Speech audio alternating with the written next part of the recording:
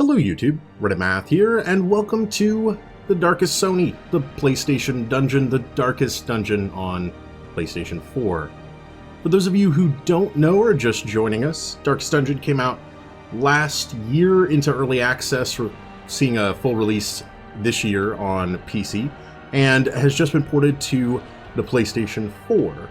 I myself have had a great deal of fun on the PC version, currently running through some New Game Plus action on YouTube, and am excited to jump into some PlayStation exclusive content and the same old punishing dungeon runs. We're going to be doing some different things in this playthrough just to keep things interesting for myself. I'm instituting from the beginning a no buying torches clause, and we are going to let the darkness of the dungeon just sort of stranglehold us slowly as we make each of our dungeon runs. We'll rely on campfires or any torches that we might find in the dungeon, but that's going to be it for us. Now, in case you are just joining us, I do want to give everybody an opportunity to watch the intro cinematic as it sets up the story quite a bit. So I am going to shut up for a moment and we're going to let the glorious Wayne June take us in.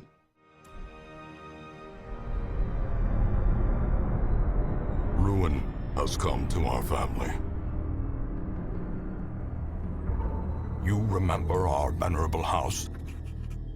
Opulent and imperial, gazing proudly from its stoic perch above the moor.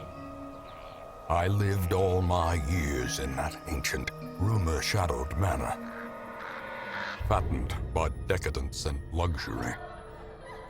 And yet I began to tire of conventional extravagance.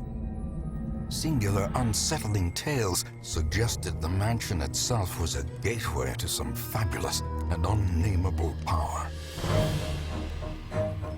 With relic and ritual, I bent every effort towards the excavation and recovery of those long-buried secrets, exhausting what remained of our family fortune on swarthy workmen and sturdy shovels. At last, in the salt-soaked crags beneath the lowest foundations, we unearthed that damnable portal of antediluvian evil.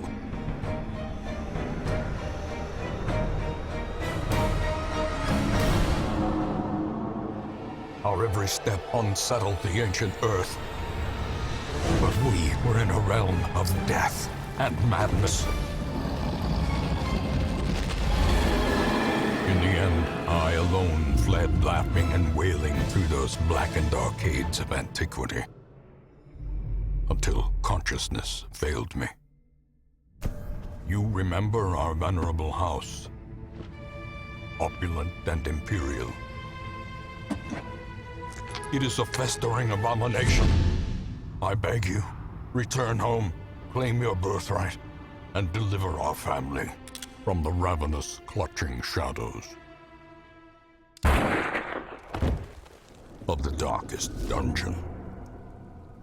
So good. So good. You guys might not see it every time, but I have launched the game probably 200 times, and every time I am greeted with the sultry, dulcet tones of Wayne June saying, ruin. And that's usually about the only word I hear before I cut it off and actually launch the game, but it's just, it feels like home. It just does. Right, so we are going to name our save Red, because that's just how we do things around here. And we do have another cinematic back-to-back. There's not many of these in the game. In fact, this is 2 out of 3 right here, but we're going to go ahead and let it introduce the arrival of the heir.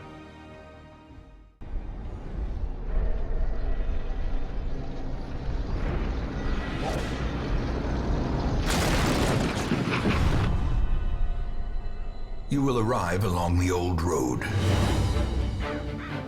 It winds with a troubling, serpent-like suggestion through the corrupted countryside, leading only, I fear, to ever more tenebrous places. There is a sickness in the ancient pitted cobbles of the old road, and on its writhing path you will face viciousness, violence, and perhaps other damnably transcendent terrors.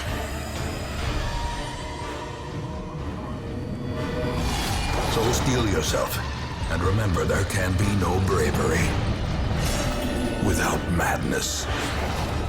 The old road will take you to hell, but in that gaping abyss, we will find our redemption. All right, here it is, folks, The Road to Hell. I feel like I could watch an entire movie of motion comic with Wayne June narrating over top of it and would not get tired of seeing that at all. So the old road with the stagecoach destroyed, I didn't have enough time to read. With the stagecoach destroyed and the caretaker gone, you will have to make the journey to the hamlet on foot. Now, I've done this plenty of times before, but I have an entirely new control scheme to get used to, so I hope you don't mind. I'm actually going to be taking my time in the tutorial. Again, for the first time in maybe a year and a half.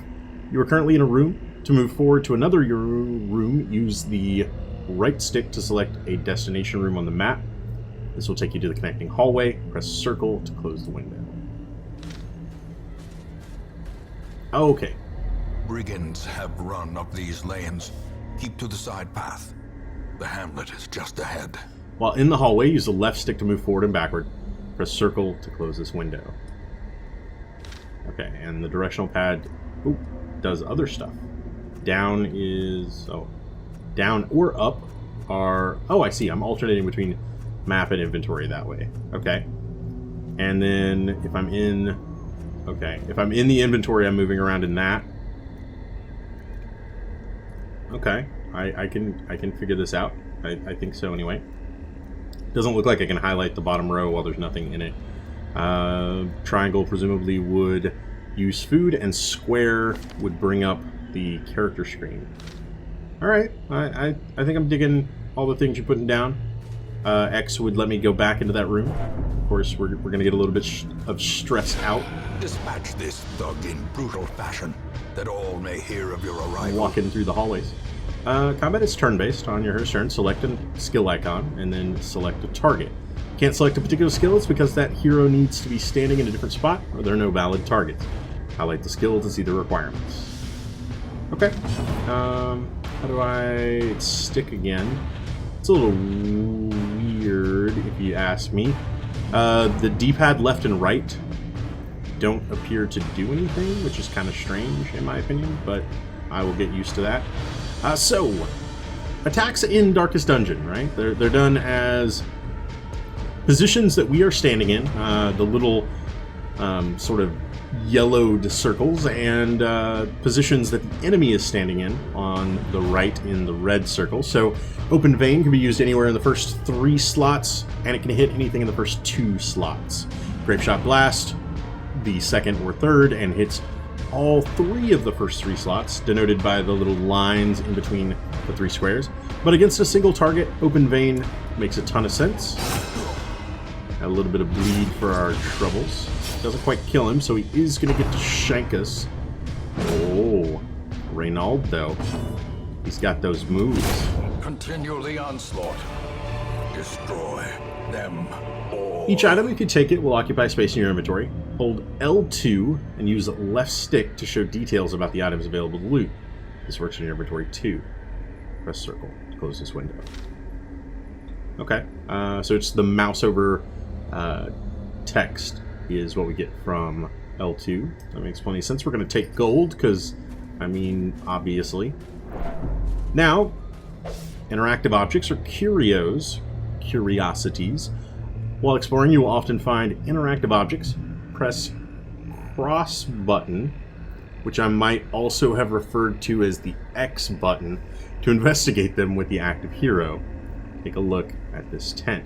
Now, we haven't found out who the active hero is or how to make them active, but I figured it was going to be the case, and it is pretty intuitive that it is the shoulder buttons. So, for instance, if I use Disarming here and investigate, ignore, or use an item, okay, I'm going to investigate. The brigands left some valuables. If only treasure could staunch the flow of otherworldly corruption. Now, 25 gold is 25 gold, but onyx is worth 500. Leave nothing unchecked. There is much to be found in forgotten places. Thanks, Wayne. Onyx, of course, is very valuable, and so we're definitely going to want to take it as we get here. Wait, let's collect ourselves. You know, maybe let's not. Oh, I have. That's weird. I had to press up. An ambush. Send these vermin a message. The rightful owner has returned, and their kind is no longer welcome. I had to press up to go through the door, even though it displayed an X above it. Now, we get ambushed, quote-unquote. Of course, a Brigand Bloodletter and a Brigand Fusilier are no match for our dynamic duo here, and since we surprised them, surprise is going to mean that they act last in the turn order. They still get a turn, but they're going to get it after we've had an opportunity to go. So what I'm going to try to do here is use Stunning Blow, which does a little bit of damage, but it has a negative 75% modifier to its damage, but has a 100% chance to stun reduced by his 50% resistance. So a 50-50 chance, and it does land. Now, the stun is going to mean he doesn't get to act at all this turn. Instead, his turn is going to be spent just clearing his stun status. Nice. And now I'm going to try for another pistol shot. Ooh, so close. Got him down to 1 HP. A little frustrating there.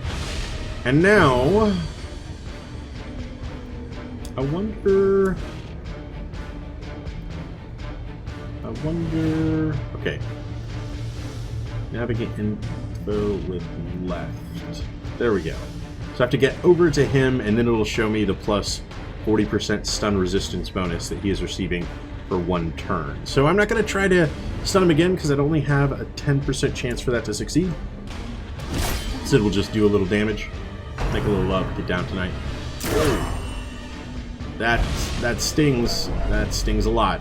Now, unfortunately, I was intending to Grapeshot Blast next turn, which would hit both of them, kill the one in the back, do a little damage to the one in front. I'm reduced to Tracking Shot, which is more a buff than it's really an attack. Gives you plus 12 damage, 6 accuracy, and 5 crit. But it does a tiny amount of damage, and I need it to do Give them no quarter. a tiny amount of damage. We also get corpses explained to us.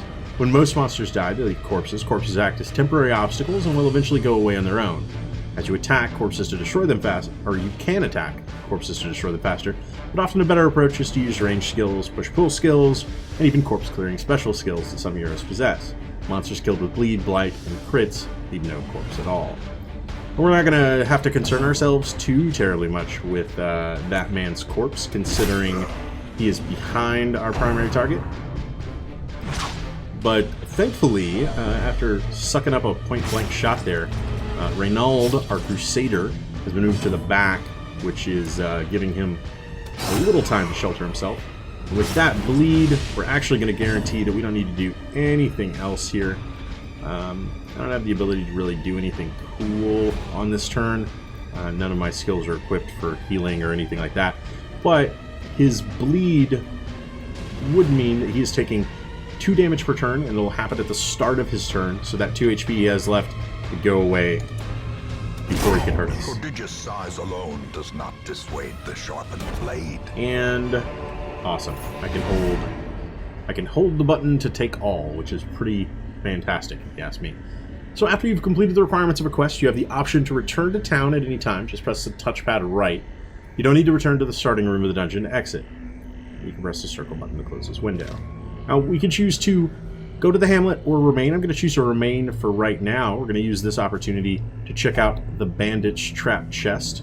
Now, it is right there in the name. You'd have to be an idiot to check out a trap chest. Oh, look, it's trapped. So we do manage to get ourselves a little bit of blight because of that, but it doesn't much matter. I'm getting out of here.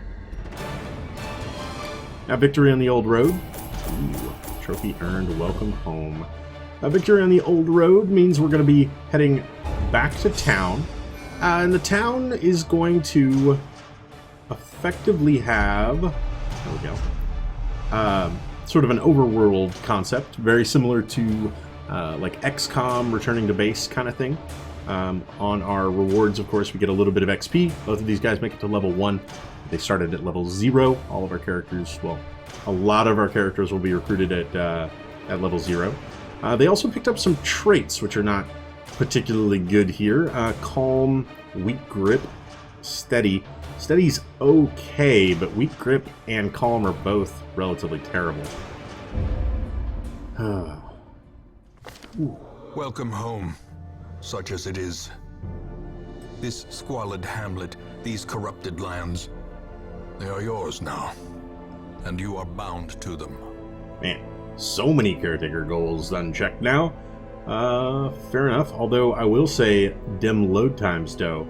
That was real awesome that was extremely fast. I'm really glad to see that on the console. I was a little, interested, if nothing more, to see if they would increase or decrease or what exactly. Get help where you may. On the screen, you can touchpad left to see contextual help, travel in town, exploring, fighting, etc. Okay, basically it gives us what our buttons would do here. Now, the very first thing that we're going to be doing is heading to our stagecoach, which allows us to recruit new heroes. Women and men, soldiers and outlaws, fools and corpses. All will find their way to us now that the road is clear. Now, we need to recruit all of these heroes, there's only 2, in order to have... What better laboratory than the blood-soaked battlefield? In order to have a party of 4, and sorry for cutting him off there on the recruitment jargon. A sister of battle, pious and unrelenting. All right, and it's encouraging us to upgrade the stagecoach network as long as they're here. And we'll certainly want to do that. Is there some way... Trying to see how the menu works here. Just reorders from over here. Okay, I guess we need to back out in order to view those guys. But let's check out the stagecoach as long as we're here. This is going to be important because when you come out of this first dungeon, these guys are not going to be in tip-top shape anymore. So we're going to want to increase the available heroes. More arrive, foolishly seeking fortune and glory in this domain of the damned. Very luckily, we got 2 deeds on that dungeon, if I'm not mistaken, and that's going to allow us to get both of these upgrades. Word is traveling. Ambition is stirring in distant cities. We can use this. Which will mean that there are 4 fresh faces whenever we come back from this next dungeon, and that's going to be very important. There isn't much more you can do in town right now. It's time to embark on a quest. Before we do that, though, how do I... There we go. It's square. Alright, I did want to check out our 2 new characters. The past Fourier, I believe, maybe. I'm going to butcher a lot of French names. Just count on it. Our plague doctor. Now, she is capable of a lot of damage over time, as well as some limited healing skills and buffing. The problem that I might have with this is I do not have those limited healing skills. I would kind of like them, but I don't have the guild yet. Yeah, complete more quests to unlock. That's fair. There isn't much more for us to do. A mecca of madness and morbidity. Your work begins. So we are going to head to the embarkation screen. Quest and parties, this is where you select a quest to form an adventuring party of 4 heroes to embark on. Party of 4 heroes to embark on it. Select quests for the left stick to see their details. Place heroes into slots at the bottom of the screen to form your party by holding R2 and using the cross button. Okay. Oh, I see. Gotta confirm. So we're gonna go there, there, there, and there. Good cop, bad cop. Now, I don't actually want to do that, though. Oh, I really wish it swapped. It doesn't. It removes the other guy. So the usual suspects is like the starting party, basically. We can reorder them if we would like into something like Red Hook. if I remember correctly, she'll be fine in the back. So why don't we do something like that? And the only available quest for us right now is going to be this scout. I suppose, actually, the other available quest for us right now is the Darkest Dungeon, but that's like the final boss area of the game, and probably a real terrible idea at the moment. So instead, let's test ourselves in the mad realm of our fallen ancestor. Take note of how the creatures have taken over, but don't delve too far. Alright. Okay, we hit provisioning. That would make sense. The cost of preparedness, measured now in gold, later in blood. That would make sense, considering it's exactly how you embark in the PC version, and I'm just being an idiot. Now, provisioning for the journey. You'll want to take different supplies, depending on what region you're going to, how long the quest is, and your own preferences. But always bring some food, and, you know, those torches are overrated. For your first short quest, try bringing at least 8 food and 4 torches. To see details about an item, hold L2. This works for inventory and loot windows as well. Can I finally... I will never get my wish to be able to, like, hold down to get more. It's too much to ask for. We can give back things that we don't need as well. So let's go with the 8 food recommended. You know, the torch thing's not happening, so I'm instead going to take 1 shovel and 1 key. And I think that should be just fine. Now, these other 2 items that we just started with for free are Anti-Venom and Holy Water. And we got those because we had a Plague Doctor and a Vestal, our healing class, that we also picked up. They're coming along with us. They bring some supplies in order to give them just that little extra bit of usefulness being brought into a party. Is they're not maybe as useful as combat units? Yeah, it's a little up for debate, I suppose. Alright, and with that, we're going to step into the ruins. Your first expedition. I don't like how that saving interrupts the little tip that pops up.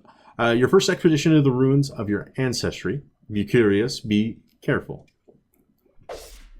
And in the hero panel, when a hero selected, plus square to see the stuffs. Got it. Alright, right now, we're heading up. I do want to be careful, as it is possible that we encounter traps within the dungeon. A handsome reward for a task well performed. Well, I did say no buying torches. I do intend to use the ones that we might find along the way. They're going to be our only lifeline into keeping the darkness at bay. And the dark is bad. As you can see here, dim light is already starting to have an effect on our heroes, adding stress, but also making it slightly easier for us to scout in the dungeon, and it's slightly more likely that monsters are surprised while we're here. For some pretty simple little rabbly guys, why don't we check out a Grapeshot Blast? Spread the love a little bit. If we can combine that right away with... we're not going to get it. With some other... Awesome, he's dead. With some other multi-hit moves, we probably could have killed both of them. This might do it. It does! Continue the onslaught. Destroy them. Alright, so that's pretty much a textbook fight right there. And awesome. Got another shovel for our trouble. And we're gonna need it. Even the cold stone seems bent on preventing passage. Now, rubble blocks our way. A crude jumble of stones and debris blocks the path. We can use a shovel in order to clear that without any negative consequences, but if we did not have that bit of provisioning, it would suck. We'd take damage and stress, which would both be very bad. I don't want to steal any wind from his sails, so I'm going to leave the stress talk for the point where the tutorial brings it up to us, which will be at the point that we get enough stress for it to be a problem. Wow, that didn't hit. Are you kidding me right now? I'll tell you what, with 3 of them, it does make sense to pop off something like that. And we could try for a stun to her. Don't land it. So I'm thinking the Zealous Accusation, wow, had a chance to kill both of them. It failed miserably. The light is fading. The current torch level greatly affects many mechanics in the game. The darker it gets, the harder things get, but the better the rewards. Select a torch in inventory and press the triangle button to consume it and boost the light back up. Now, that's not going to be for us. Oh, sorry, Red Hook. Alright, a little bit of incoming damage, nothing awful though. I think we're about to see like a really devastating Grapeshot Blast. Well, it had the potential to kill all three of them. Instead, it missed and dodged and just was not good. Alright, I tell you what. This might stun. It did. And then, well, we got Hand of Light here. A little unfortunate because I'd say it's extremely likely. Never mind that we miss and take 7 damage because of it. Wowza! It's extremely likely. Finally, a Zealous Accusation gets through. We missed 2 of our attacks that round, which is, for pretty obvious reasons, not very good for us. And our healer is out of position right now to use any of our healing abilities. Also unfortunate. We do have a move ability that we can always use, although it's not even going to get us really where we need to go yet. And we could move again in order to do something like that. Slowly, gently. This is how a life is taken. And we do have 2 torches in our inventory, so we're taking ++ to stress, and monsters now have increased accuracy and damage.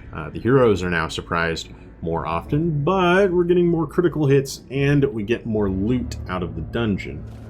What I will probably do... You know what? There's no reason not to. It's just use both of those, get our light levels back up as high as they're ever going to be, unless we encounter any more torches.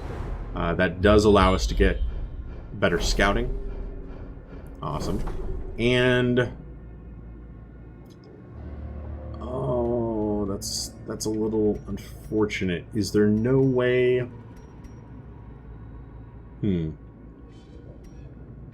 It seems there's no way for me to mouse, for lack of a better term, over the dungeon map itself, where it would tell me some information about what we've actually scouted. That is going to be kind of awful when it comes to any of the quests where we're looking for a particular objective. No, I do not want to retreat. That's what that button meant. Okay. Well, that's a bit of a problem. And Reynald found a sack. The contents are yours, and by yours, he'll be keeping them for himself. Reward hard earned. Now, you may wonder, hey Reynald, why are you totally stealing things from us right now? And that is going to be... can I not... there we go. Explained by Reynald's kleptomaniac, prone to stealing items. That's a bad quirk. Remember we picked up Calm in the last dungeon? We can get good things, we can get bad things, we can remove bad things, we can lock in permanently good things that we really like. But for right now, Reynald is a crusader used to getting a share of the loot for himself. Alright, not bad. Some rabble and a decent surprise. Both are going to be very good for us. What I think here is we're going to try to get rid of the Bone Arbalist as fast as possible. He does a surprising amount of damage. And we'll both go down to the next turn. I would sort of like to get a heal out, but I think it's maybe more important to miss an attack there. Yep, definitely more important that we miss an attack there. What do you got for us? Whirl to the ribcage. Lovely. Okay. You know, not the best turn, not the worst turn. I'm thinking maybe we go with another pistol shot. Confidence surges as the enemy Sure, crumbles. now you nail it. Then we can do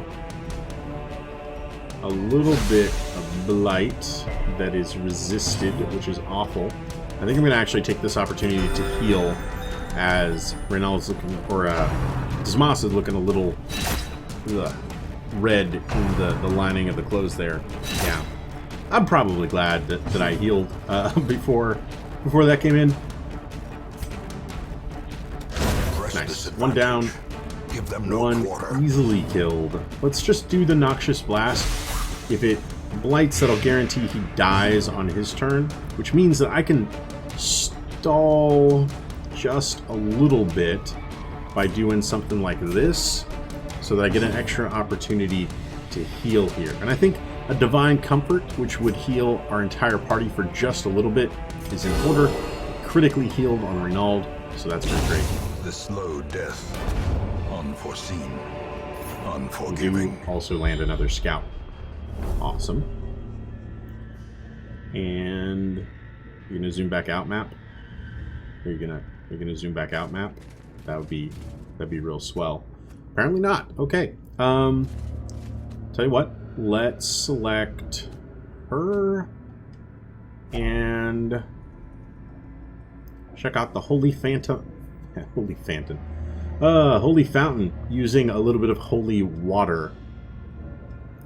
No, don't discard the item. Use the item. There we go. Nice. She gets healing both of her HP, but more importantly in this instance was of her stress. Now, that's not what I want. Is it also... There we go. Okay, a little awkward for me to move them around there. So I'm going to have to classify that as a bug, right? Our map never zoomed back out after getting the scout, so we're kind of stuck in like an awkward position there. And we encounter our first trap, which thankfully we could barely see. Disarming Traps. Scattered traps will be visible on the ground as you approach them. Select a hero and then cross button. It's the X button. While near the trap to attempt to disarm it. Some heroes are better than others at disarming traps. Now, of course, our Highwayman here is got a 90% chance against this very easy trap. He's, of course, he's the analog to, like, the party thief, right? So we'll go ahead and use him. He does nail it, and because he successfully disarms the trap, he reduces his own stress just a little bit. We've also scouted this. We know it's an empty room, so nothing to be feared there. We also know it's a pack that contains loot, and we actually get to keep it this time. Waiting to be spent. And we got quite a lot of food there, so you know what I'm thinking. I said, you know what I'm thinking. There we go. We're going to use a little bit of our food to snack in between battles, and that is going to... Oh, that's really awkward. Is there no way to... Yeah, it's letting me shift now. Okay. Very strange. It's going to allow us to heal our characters a little bit in between battle. However, they will get full. We can use 4 food on them before they'll refuse to eat until we go through another battle, and then they can eat another 4 food. Also, all of the food in the game is Chinese food. Which is probably a terrible stereotype, but can you have stereotypes against food? Is that okay? The Chinese food in the game, as soon as you eat it, you're hungry again, like an hour later. And so, of course, we then have our first hunger event right after I spent some of our food to heal ourselves up. We have the choice of either starving our party or feeding them. If we don't have enough food, they automatically starve, which probably makes a ton of sense. If we do feed them, they gain the HP that they would gain. Everybody consumes the food. We move on. Now, luckily, I'm basically able to navigate this by memory because the very first dungeon is actually always the exact same map. Secrets and wonders can be found in the most tenebrous corners of this place. Now, my torch has just gone out. That's bad for a number of reasons. First of all, we've got +4 pips of stress there, 3 monster accuracy and damage ups, and 3 heroes surprised, but 3 hero loot 3-player crits. I mean, these are good things as long as we live through them. But there's another problem with walking around in the pitch black, but we'll discover that as it comes. I'm thinking I want to focus the Arbalest down first, so that's exactly why I let him dodge that attack. I say that because he's a little bit hard to hit in the back for us there, and does an awful lot of damage considering his low HP. So we've got some hard-hitting characters up front, but they also have a ton of health. And so they're going to stick around for a while. You'll also notice the light level actually went up a little bit while I haven't mentioned it. Quickly the tide turns. Ow. The critical hit not only does a lot of damage, but also ripples party stress kind of everywhere. So like a character like the Bone Defender, while he may hit pretty hard, he's also got a ton of not just HP, but also that protection stat, meaning he's going to be taking reduced damage from us. If I could stun him for the second turn, I would have been really happy. Unfortunately, I failed to do so. Luckily, that little rascal is going to die due to the stun. That's going to kind of take him out of this. I'm taking 4. Why can I not see the health of this guy? That's so strange.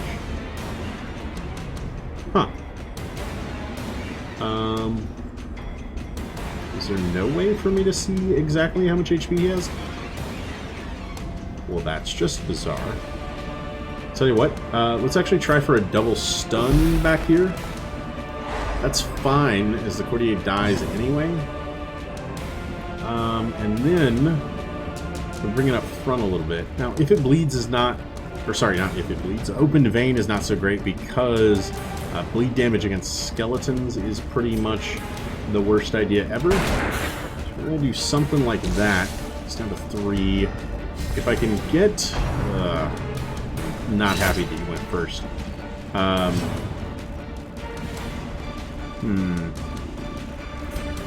I tell you what, let's try for another stun.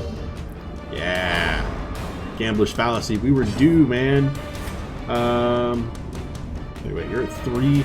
Let's do damage to both of them. Get one of the kills. Maintain the offensive. And then all we really need to do here, I think... Oh, I still can't view his total health. Alright, maybe... I think for good measure, I'm going to go ahead and do that. And then... just heal herself. Turn a butt. Great is the weapon that cuts on its own. All we gotta do is focus down the defender now. Which means if we act first and hit him, For death by he's probably going down. And he is. Awesome. Great. Pretty healthy reward. Success so clearly in 1900 gold? Or is it merely a trick of the I'd say we light? can attribute quite a bit of that actually to the light level that we currently have and all of the plus loots that we're receiving. What? Did I not? I meant to stay. I'm sorry, I hit the wrong button. I figured circle would be exit and yeah, okay. That's fine. I was going to open the chest. We didn't open the chest, so instead we got our victory screen. Again, there's some new button layouts for me to learn. We got a little over 7,000 gold, plus some collected heirlooms, and the heirlooms are going to be used to restore the estate back home. We also got a trinket that is usable by our plague doctor, so that's not awful. And Wield Tactician, 15% damage in the wield, one of the other areas of the game. Resilient, 10% stress healed. That's actually just good everywhere. Heroes can be renamed, etc., etc. The degeneracy of the hamlet is nothing, I fear, when compared to the condition of surrounding acres. Alright, so severe negative quirks. Over time, negative quirks are going to lock in. That is what it was saying there. So let's see. This moss became a permanent known cheat. Although nothing is permanent, but it's now much harder for us to remove that, or it costs much more. In the grand scheme of things, I'd actually call that good. I would prefer things like known cheat to lock in, because they simply make Dismastinate not able to gamble while in town, because everybody knows he cheats at cards and they won't let him gamble anymore. He doesn't have that option for relieving stress. Now, speaking of stress, let's take a quick look here at the Abbey. The cobwebs have been dusted, the pews set straight. The Abbey calls to the faithful. Indeed, it does. Heroes relieve stress by taking part in activities at the tavern and Abbey. Each activity has different side effects. Experiment to find the best activity for each hero, depending on their quirks. Committing a hero to an activity locks them in that activity until the next week. You'll have to take a different hero with you on your next quest. What we're interested in here is Turnabout having a little bit of time to pray to herself.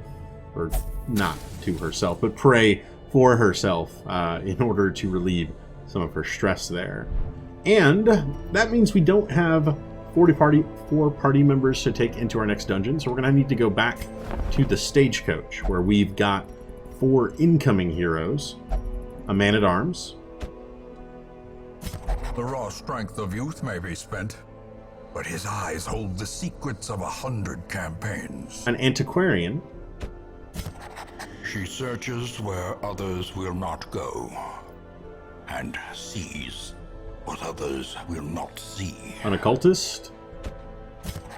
Oh, I didn't get to hear it. I did it too soon. And an abomination. Tortured and reclusive. This man is more dangerous than he seems. I'm sorry, Dudley. I didn't mean to.